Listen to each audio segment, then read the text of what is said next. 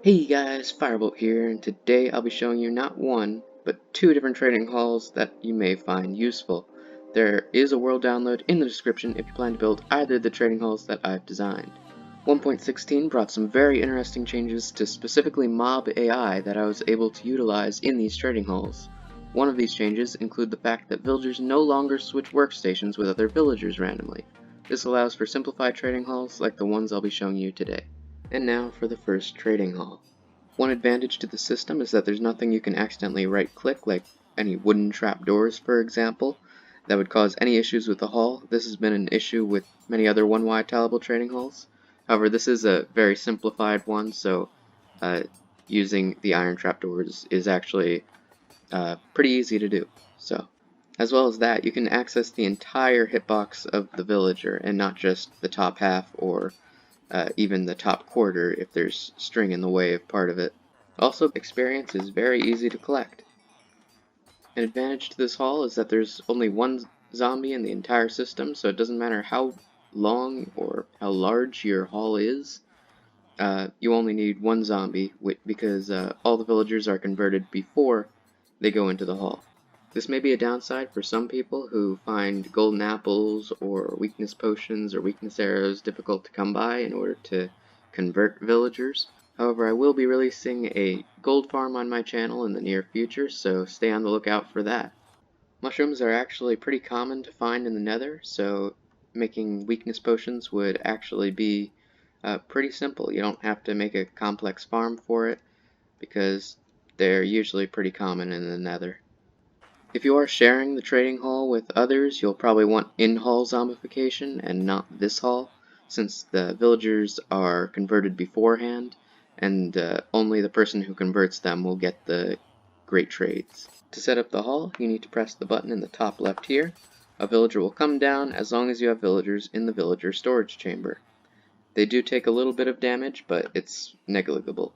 This is because you'll be converting the villager anyway, so it doesn't matter if they take a little damage before the zombie attacks them and turns them into a zombie villager. You'd of course breed up villagers beforehand and attach the output to this chamber here. Believe me, it's not as evil as it sounds. Okay, maybe it is. Once your villager is in, you can check the villager's trades by first giving it a profession by placing the corresponding workbench or workstation in front of it, and when you right click it, here are its trades. Now I don't want either of these trades, so I'm going to break and replace the workstation. And now, I don't like those trades,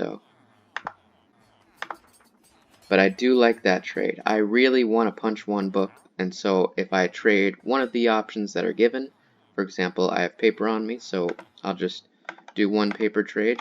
Now the villager is locked in and will have punch one forever. Now you can level him up from novice to whatever the next profession is, or profession level, apprentice. And so now, since you traded with him a few times, the trades are a little bit cheaper sometimes. And let's see here, a flame book. Ooh, that will go well with my punch one bow. And so now I'm going to trade for the books. The higher tier it is, the more XP it'll get to level them up. And so there we go. Here's the next trades. I'm going to get some glass real quick to level them up. And hasn't reset its trades yet. Oh, there we go. So now we got a compass. And there we go, master tier. And so now we got the name tag trade. Now all of the trades are unlocked. Of course, you don't have to unlock all of the trades when you're in this stage. You can, of course, trade with them to unlock all the trades while they're in the hall. I just personally prefer to unlock all their trades here. Now to get cheaper trades, you need to convert the villager, and to do that, you can press this button up here to zombify the villager. The zombie will briefly see the villager and convert it, and now it's a zombie villager. Remember that there is a 100% chance of the villager converting to a zombie villager in hard mode, there's a 50% chance of it dying in normal mode, and a 0% chance of it surviving in easy mode. Remember that before building any trading hall with zombie conversion. Also, to keep the zombie that converts the villager from despawning, you can name tag it, and it will no longer despawn. You can also speed up the time that a zombie takes to convert a villager by giving it a stone axe, for example. This is the cheapest tool that you can use that will allow the zombie to two-hit the villager. This is the minimum amount of damage that you can do to convert a villager in 2 hits. So there is no difference between a stone axe and a netherite sword or netherite axe with sharpness 5 in terms of time it takes for it to convert the villager. However, if you'd like to flex by giving the zombie a max enchanted netherite axe, be my guest. Also try to avoid giving the zombie a fire aspect weapon. Also note that the game rule for mob griefing needs to be set to true in order for the zombie to pick up a weapon. This is set by default, so unless you manually turned mob griefing off, you should be fine. If mob griefing is off for you, I'd recommend trying to find a naturally spawned zombie holding a weapon or a tool. That way it can convert the villager faster, even though mob griefing is off. Now you need both a golden apple and either a weakness potion or a weakness arrow. You can actually trade with villagers to get weakness arrows, and using weakness arrows on a zombie villager will not affect its trades when it is cured. The arrows you shoot also won't do enough damage to kill the zombie villager even if you have the strength effect from a beacon. It is recommended to just craft a normal unenchanted bow for this. Even with a critical hit and a fully charged unenchanted bow, you will not kill the zombie villager. To demonstrate that the bow works, we can do that right now. There we go. As you can see, it is shaking, and so that is an indicator that it will convert to a villager eventually. This may take some time. Alright, now that the villager is converted, we can check its trades, and as you can see, punch 1 for 1 emerald and a book. I am satisfied with that, although the paper trade is 17 paper for an emerald rather than anything lower, so we can of course convert them again if we need to, but if we are satisfied with the villager's trades, we can of course send it to the hall. And now I have 1 slot available over here, and so it'll make its way to that slot momentarily. There he goes. He will take a second. Yep, there he goes. And he'll make his way over here. And he may pause for a moment. Oh, he didn't pause at all. Oh, there he goes. He'll just take a second to get past this area and then make it all the way over there.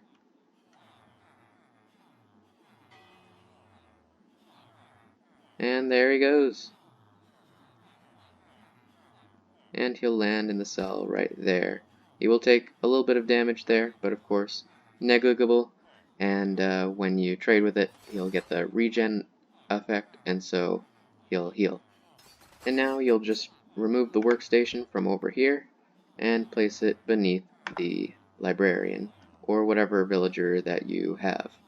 Now when all the cells in the hall are filled, we can send this villager over here to the hall, and you can see that this does not cause any issues with the system. The villager will eventually make its way back into this area here. So we can watch it. It's currently halfway through, making its way along. Oh, it's going to stop for a second, and alright, here we go. And there we go. It may be pathfinding over there. That's because the way that we're bringing him over is with a bed positioned right there. And he'll eventually make his way into the cell. Now usually you would want some way to kill the villagers, and there is a way to kill the villagers in the hall if for whatever reason you want to get rid of them or replace them. Although that shouldn't happen too frequently, since most of the setting of its trades are done over here. But if you do want to kill the villager, here's how. To kill the villager off, you would just break the workstation beneath it and then place in a magma block. While this may be an inconvenient way to kill the villager, remember that when your haul is finished, you'll never have to kill a villager again. So since this is meant to be a simple design, an automated killing mechanism would be a little bit overkill, but of course you can modify the design if you'd like. For example, you could have a simple piston mechanism to pop up whenever you break the workstation, and then right-click this lever here, and you can of course retract the magma block as well. And to do this, it's really simple. It's just the lever, the note block there, the sticky piston, and the magma block. With a little bit of a higher floor and the workstation over here, you can have an automated mechanism for killing the villager without having to break the workstation, just like so. The magma block will be pistoned up a little bit.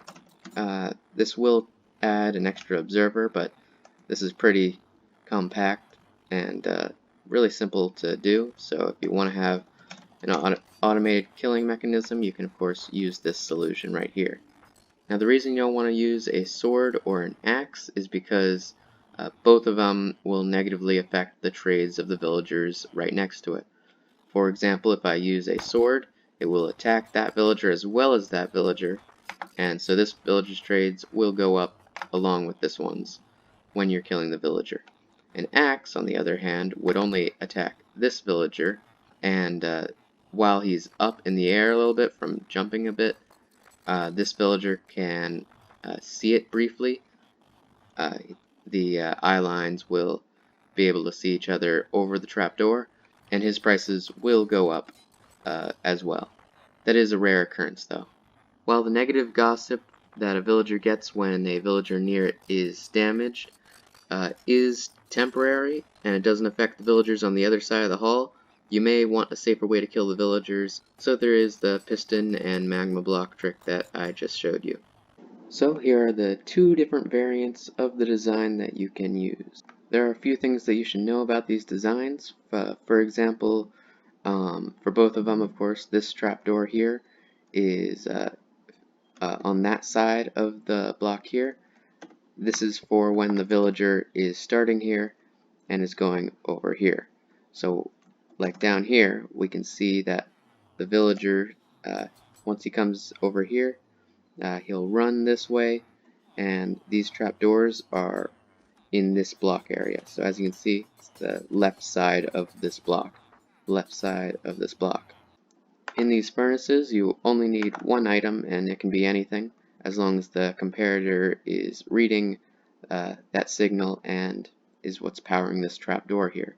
That is, of course, until a villager goes into the cell, because then the observer will detect the villager, and as you can see, the villager's hitbox is partially within the string here, and then the observer will make that piston fire, and the comparator can no longer read the furnace since the block up here is moved out of the way.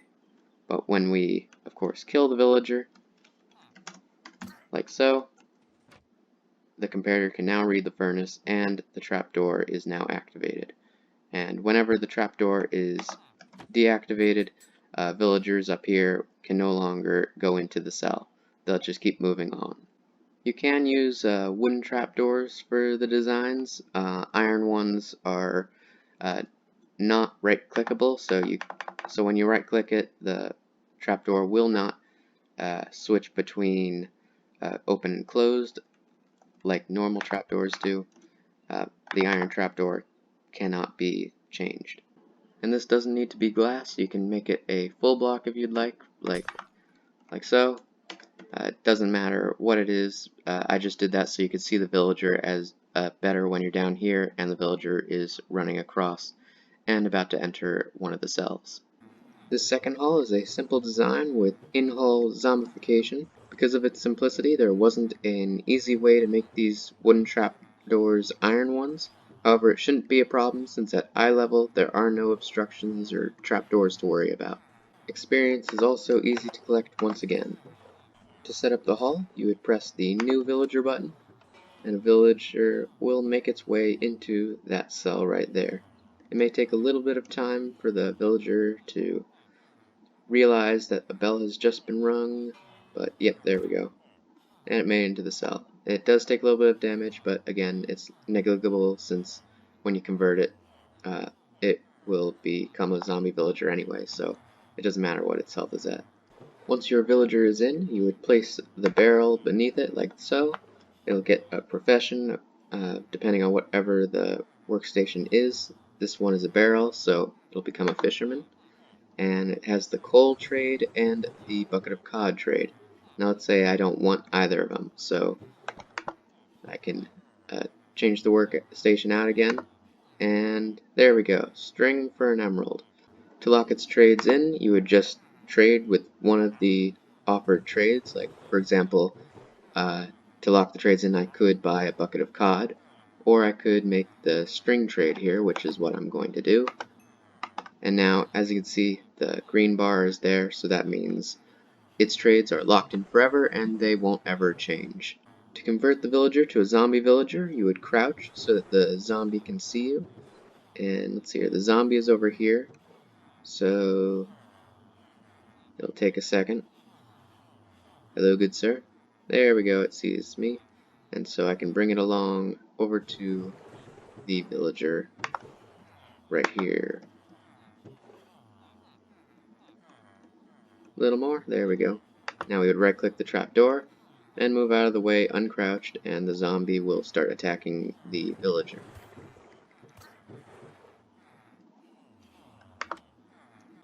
Once you give the zombie villager a weakness potion or use a weakness arrow on it, and then right click it with a golden apple, it'll take some time, but eventually you'll get a villager with discounted trades like this. Now you can do this as many times as you'd like to get the trades as the prices as low as you'd like. If you'd ever like to kill a villager, you can either use the magma block and the piston thing that I showed in the other hall, or you can right click a trapdoor here behind the villager you'd like to kill and then kill it like that. Here we have the two variants, the one with automated killing by using the magma block beneath the villager, and over here we have the simpler design that uses the zombie to convert the villager, and then we would attack it with an axe. Again, make sure that the trapdoor orientations are correct, so that this trapdoor here is on the left side of the block if the villager is coming in like this. So if the villager is coming from over here and walks this way, make sure that both this one and this trapdoor over here are on the left side of the block. This goes for both of the variants, of course.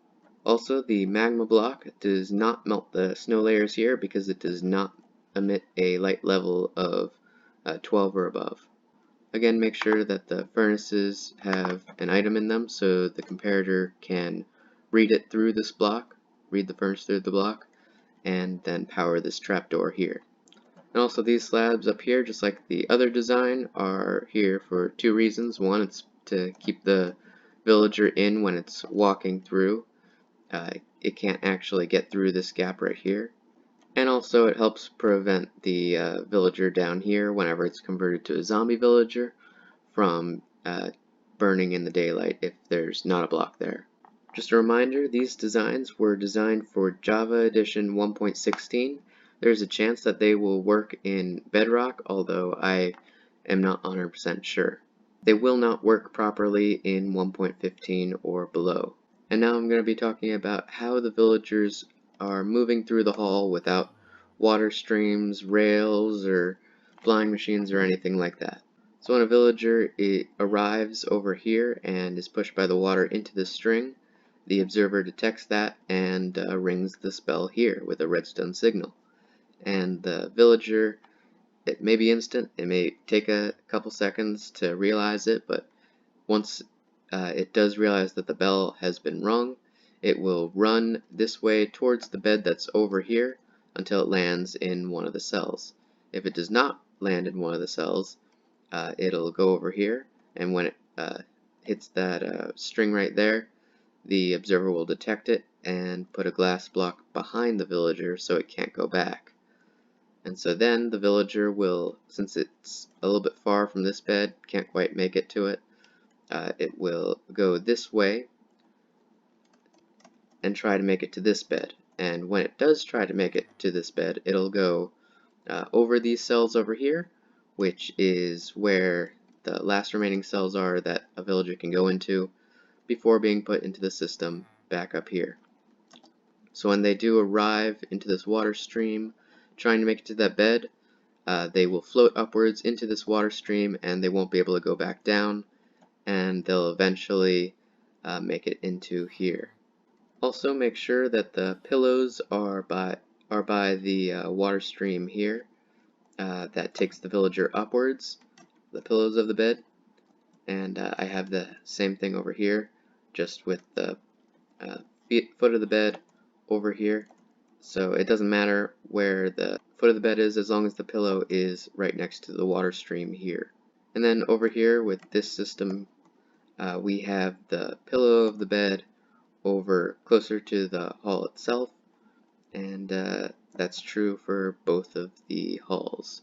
These systems are infinitely expandable as long as every like 45 blocks or so you have a system like this, which will make it so that when the villager tries to go back, this block will stop it, and the villager will keep moving forward since the bell will remind it you gotta keep moving. So, although this isn't needed for smaller designs like this one that you see here.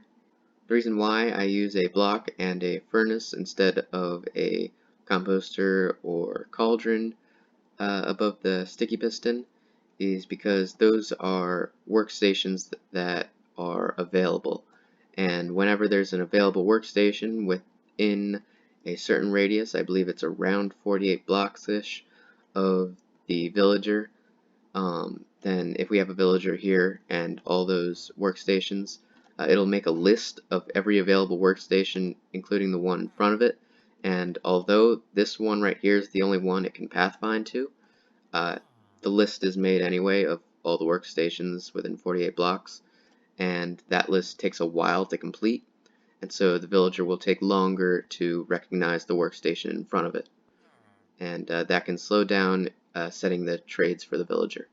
And that's true with, of course, this design here as well. Also, one last note, the height of the snow layers is 4, as you can see on the right. The targeted block shows snow layers are 4. So remember that when you're building your hall. My goal was to make trading halls that would give you the best experience when trading with villagers. This one looks great. There isn't a wooden trapdoor that you can accidentally right-click that would break the hall. There's only one zombie in the entire hall. And of course you can collect the experience from trading with villagers really easily. This design has very cheap in-hall zombification, and of course just a button input to bring the villager into a cell. So it's really nice. There's very limited redstone per cell. There won't be a tutorial for these trading halls, but there is a world download in the description that you can check out. Just download the zip file, put the file that's inside into your Minecraft saves folder, and then check out the world. There are tutorials for this online if you need help with this. I'd recommend using Lightmatica in order to help you build these halls in your world.